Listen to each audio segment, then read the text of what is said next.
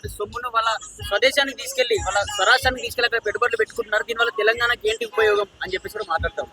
నేను ఒకటే అంటున్నానన్న, తెలంగాణ రాజ్యం, తెలంగాణ రాష్ట్రం ఈ రోజు ఇట్లా ఉందంటే తెలంగాణ రాష్ట్రంలో కేవలం మార్వాడీలే కాదు, గుజరాతీలు ఉన్నారు, సింధీలు ఉన్నారు, సిక్కులు ఉన్నారు, ప్రతి ఒక్కరు ఉన్నారు.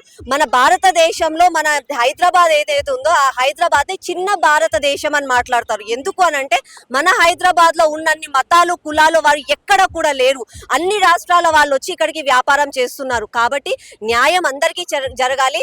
వాళ్ళు వ్యాపారం చేసే వాళ్ళు ఒక్కటి ఆలోచించండి, మీకు డబ్బులు ఉన్నాయి కాబట్టి మీరు వ్యాపారాలు చేస్తున్నారు. మీరు వ్యాపారాలు చేస్తున్నప్పుడు ఇక్కడ స్థానికులకు ఉద్యోగాలను కల్పించండి. అందరం కూడా కలిసి మెలిసి బతకాలి అని అంటే విన్ విన్ సిచ్యువేషన్ ప్రతి ఒక్కరికి ఉండాలి. కాబట్టి దయచేసి ఇవి కూడా మంచిగా కన్సిడర్ చేసుకుంటే అందరం కూడా బాగుంటాం. అంటే డిజిటల్ పేమెంట్ నరేంద్ర మోదీ గారు డిజిటల్ ఇండియా డిజిటల్ పేమెంట్ చేయాలని చెప్తారు. కానీ మార్వాడి రాజస్థానీ షాప్లలో ఎక్కడ చూసిన వాళ్ళు చాలా వరకు ఆన్లైన్ పేమెంట్స్ యాక్సెప్ట్ చేయరు, క్యాష్ పేమెంట్ చేస్తారు. దీనివల్ల మన రాష్ట్రానికే కాదు దేశానికి కూడా సంపద అనేది డొల్లా ఎత్తిపోతుంది అని చెప్పి కూడా ప్రధానంగా మెయిన్ గా ఎగ్జాంపుల్ గూగుల్ చాట్ అని చెప్పేసి కూడా చెప్తారు. అక్కడ ఎక్కడ కూడా ఆన్లైన్ పేమెంట్స్ ఉండవు.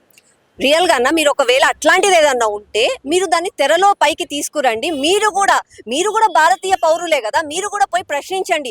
నరేంద్ర మోదీ గారు ఒక మంచి ఉద్దేశంతో డిజిటల్ పేమెంట్స్ చెయ్యాలి, సో దట్ అన్ని వైట్ అమౌంట్ ఉండాలి, అన్ని కూడా బ్యాంకులకు చేరాలి, అన్ని లెక్కలు పత్రాలు మంచిగా ఉండాలని చెప్పి ఒక మంచి ఉద్దేశంతో చెప్పినప్పుడు ఎవరైతే అది పాటించట్లేదో వాళ్ళకి ఖచ్చితంగా పాటించాల్సిందే.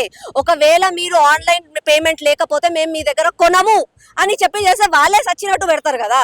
మనమే పోతున్నాం, మనమే కొంటున్నాం. అరే ఆ షాప్ లో డిజిటల్ పేమెంట్ లేదని చెప్పి పైసలు తీసుకొని మనమే పోతున్నాం. మళ్ళీ తప్పు ఎవరిది? మనలలో కూడా మార్పు రావాలి. అందరం ఒక న్యాయంగా ఒక చట్టంగా ఒకటి బయటికి వచ్చిందంటే దాన్ని అందరం కూడా ఫాలో అయితేనే దేశం ముందుకు వెళ్తుంది. ఇక్కడ దళితుల పైన కావచ్చు, తెలంగాణ ప్రాంతీయ వాసుల పైన దాడులు చేస్తా ఉన్నారు ఈ మార్వాడీలు. అలాగే మన కల్చర్ ని దెబ్బతీసే ప్రయత్నం జరుగుతుంది. తెలంగాణ కల్చర్ ను దెబ్బతీసి ఎప్పుడైనా బోనాలు ఎత్తుకున్నారా, వాళ్ళు ఎప్పుడైనా మన బతుకమ్మ పాట పాడారని చెప్పి తెలంగాణ శాంపు కావచ్చు కొందరు మాట్లాడుతూ ఉన్నారు. కరెక్టే, వాళ్ళకి తెలంగాణ పూజలు చేయట్లేదు, తెలంగాణ పండగలు చేయట్లేదు, మనం బోరం ఎత్తట్లేదు అని చెప్పి మన మీద మనకు బాధ ఉంది. మళ్ళీ ఇక్కడ ఉన్న ఓవైసీ ఏం చేసిండు? కనీసం ఒక్కరోజన్నా గుడికి వచ్చిండా? ఒక్కరోజన్నా ఏమన్నా అన్నాడా? ఇక ఓవైసీ వాళ్ళ తమ్ముడు అక్బరుద్దీన్ అయితే అసెంబ్లీలో కూర్చొని నాకు తెలుగు రాదు అని అన్నాడు. అరే పుట్టి పెరిగింది మన హైదరాబాద్ లోనే, మీ అయ్యా అందరు పుట్టి పెరిగింది మన హైదరాబాద్ లోనే, తెలుగు రాదని చెప్పి నువ్వు అసెంబ్లీలో మాట్లాడితేనే నోరు మూసుకున్నారు కదా. మన నువ్వు తెలుగు నేర్చుకోని ఎందుకు ఆ రోజు చెప్పలేదు? ఆయనకు ఒక న్యాయం, వీళ్ళకు ఒక న్యాయం. ఎట్లా? ప్రతి ఒక్కరం కలిసిమెలిసి ఉండాలి అంటే ప్రతి ఒక్కరం జాగృతం కావాలి, ప్రతి ఒక్కరం ఒకటే అని చెప్పి ఆ ఏ రోజు అయితే వస్తుందో ఆ రోజే మంచిగా ఉంటది. నేను ఇవాళ ఈ జెండా పట్టుకున్నా, ఈ జెండా పట్టుకోవడానికి హక్కు కేవలం నాది కాదు, భారతదేశంలో ఎంతో మంది ప్రాణాలు కోల్పోయిన తర్వాత నాకు ఈ హక్కు వచ్చింది. కాబట్టి ఆ హక్కు కేవలం నాది కాదు, అందరిది. అందరం కలిసి ఉంటేనే ఇది పట్టుకునే హక్కు నాకు దొరికింది. కాబట్టి అందరం మంచిగా ఉండాలంటే కలిసికట్టుగా ముందుకెళ్ళాలి. ఈ మార్వాడి ఇవన్నీ కాదు, ముందు మనకి జరుగుతున్న అన్యాయం ఏంది అది ముందు పాటించాలి. మార్వాడీలు గుజరాతీ సంబంధించిన వ్యక్తులు అలాగే రాజస్థాన్ వాళ్ళు బీజేపీకి సపోర్ట్ చేస్తారు, బీజేపీకి ఓట్లు వేస్తారు కాబట్టి బీజేపీ వాళ్ళకి వెనకేసుకొస్తుంది. మన పైన దాడులు చేసినా కూడా బీజేపీ వాళ్ళకే సపోర్ట్ చేస్తుందని చెప్పేసి కొందరు మాట్లాడుతారు. కొంతమంది మాట్లాడే వాళ్ళకి నేను ఒకటే చెప్తున్నా, తప్పు జరుగుతుంది, దాన్ని మీరు ముందుకు తీసుకురండి, పోలీస్ కంప్లైంట్లు ఇవ్వండి. మీకు న్యాయం జరగట్లేదు, మీకు అన్యాయం జరిగిందంటే బీజేపీ తరఫు నుంచి నేను వస్తా అని చెప్తున్నా కదా ఓపెన్ గా. ఒకవేళ ఏ షాప్ లో నన్న ఆన్లైన్ పేమెంట్ తీసుకుంటలేరు, మీరు దాన్ని బయటికి తీసుకురండి, తెరపైకి ఎందుకు తీసుకుంటలేరు అని చెప్పి మేము వచ్చి ప్రశ్నిస్తాం. అంతేగాని బీజేపీ చెయ్యట్లేదు అనడం మాత్రం తప్పు.